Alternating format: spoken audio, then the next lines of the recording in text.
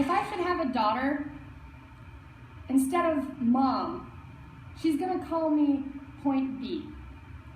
Because that way she knows that no matter what happens, at least she can always find her way to me.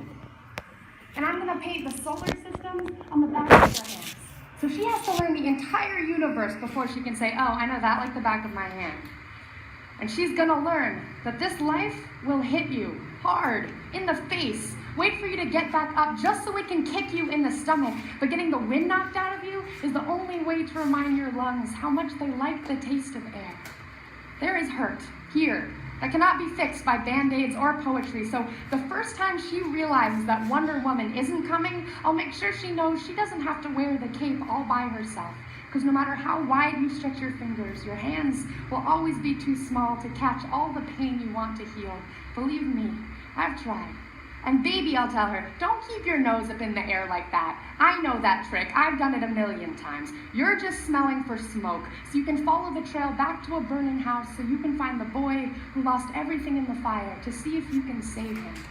Or else, find the boy who lit the fire in the first place to see if you can change him. But I know she will anyway, so instead, I'll always keep an extra supply of chocolate and rain boots nearby, because there is no heartbreak that chocolate can't fix. Okay, there's a few heartbreaks that chocolate can't fix, but that's what the rain boots are for, because rain will wash away everything if you let it. I want her to look at the world through the underside of a glass-bottom boat, to look through a microscope at the galaxies that exist on the pinpoint of a human mind, because that's the way my mom taught me, that there'll be days like this, there'll be days like this, my mama said. When you open your hands to catch, I'll wind up with only blisters and bruises. When you step out of the phone booth and try to fly, and the very people you want to save are the ones standing on your cape.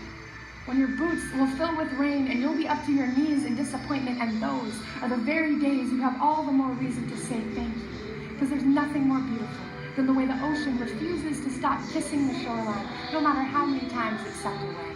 You will put the wind in win some, lose some. You will put the star in starting over and over. And no matter how many landmines erupt in a minute, be sure your mind lands on the beauty of this funny place called life. And yes, on a scale from 1 to over-trusting, I am pretty damn naive. But I want her to know that this world is made out of sugar.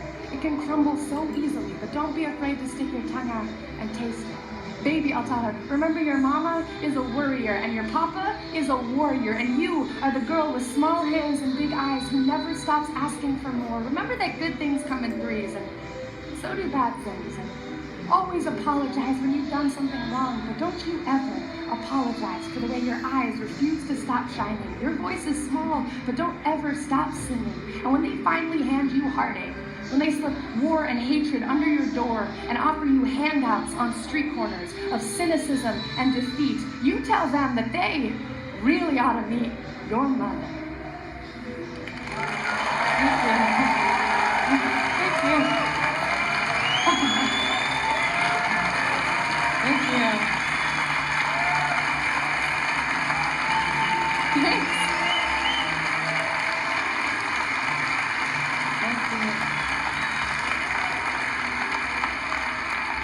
All right, so I want you to take a moment, and I want you to think of 3 things that you know to be true. It can be about whatever you want.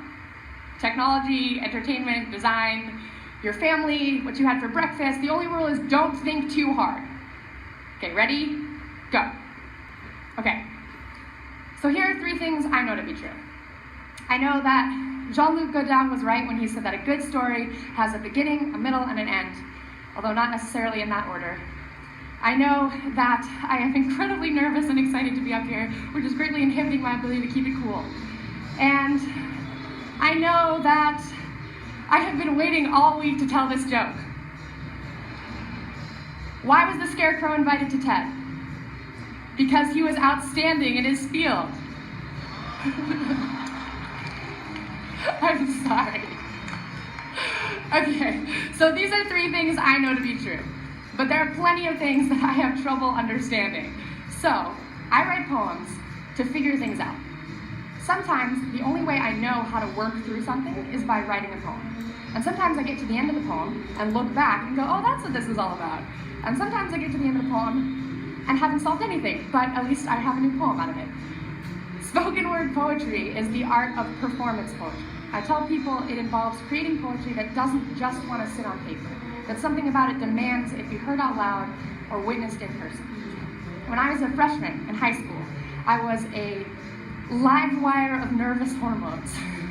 And I was underdeveloped and overexcitable, and despite my fear of ever being looked at for too long, I was fascinated by the idea of spoken word poetry. I felt that my two secret loves, poetry and theater, had come together and had a baby I needed to get to know, so I decided to give it a try. My first spoken word poem, packed with all the wisdom of a 14-year-old, was about the injustice of being seen as unfeminine. The poem was very indignant and mainly exaggerated, but the only spoken word poetry that I had seen up until that point was mainly indignant, so I thought that that's what was expected of me. The first time that I performed, the audience of teenagers hooted and hollered their sympathy, and when I came off stage, I was shaking. I felt this tap on my shoulder, and I turned around to see this giant girl in a hoodie sweatshirt emerge from the crowd. She was maybe 8 feet tall and looked like she could beat me up with one hand, but instead she just nodded at me and said, "Hey, I really felt that, thanks." And lightning struck. I was hooked. I discovered this bar on Manhattan's Lower East Side that hosted a weekly poetry open mic, and my bewildered but supportive parents took me to soak in every ounce of spoken word that I could.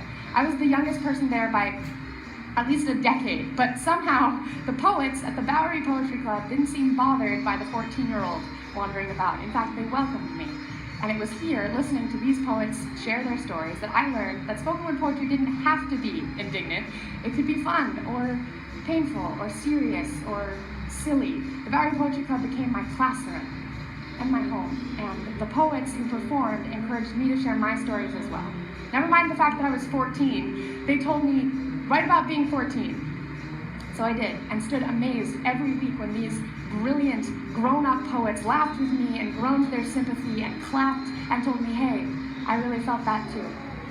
Now, I can divide my spoken word journey into 3 steps. Step 1 was the moment I said, I can do this. And that was thanks to a girl in a hoodie. Step 2 was the moment I said, I will continue. I love spoken word. I will keep coming back week after week. And step 3 began when I realized that I didn't have to write poems that were indignant if that's not what I was. There were things that were specific to me. And the more that I focused on those things, the weirder my poetry got, but the more that it felt like mine. It's not just the adage, write what you know. It's about gathering up all of the knowledge and experience you've collected up to now to help you dive into the things you don't know. I use poetry to help me work through what I don't understand, but I show up to each new poem with a backpack full of everywhere else that I've been. When I got to university, I met a fellow poet who shared my belief in the magic of spoken word poetry. And actually, Phil K. and I coincidentally also share the same last name. When I was in high school, I had created Project Voice as a way to encourage my friends to do spoken word with me. But Phil and I decided to reinvent Project Voice, this time changing the mission to using spoken word poetry as a way to entertain, educate, and inspire.